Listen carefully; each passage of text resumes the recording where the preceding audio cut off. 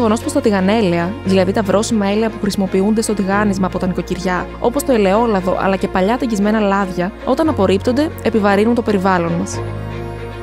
Υπάρχει όμως ένας τρόπος να αξιοποιηθούν προς όφελος του περιβάλλοντος. Αυτός είναι η ανακύκλωση τηγανελαίων για την παραγωγή ενός πράσινου καυσίμου, του βιοντίζελ, μέσα από 3 βήματα. Δεν πετάω. Μετά το τηγάνισμα, αφήνουμε το λάδι να κρυώσει. Συλλέγω. Συλλέγουμε το τηγανέλαιο σε ένα πλαστικό μπουκάλι και κλείνουμε πολύ καλά το καπάκι.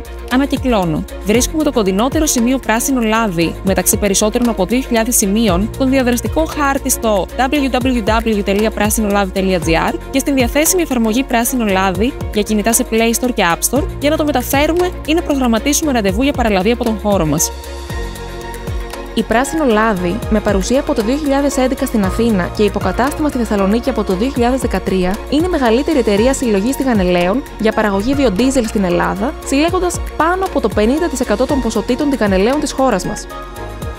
Ανακυκλώνοντας το τηγανέλαιο, περιορίζονται οι επιπτώσεις της κλιματικής αλλαγής, καθώς μειώνονται οι εκπομπές διοξιδίου του άνθρακα στην ατμόσφαιρα και αποτρέπεται η ρύπανση του υδροφόρου ορίζοντα.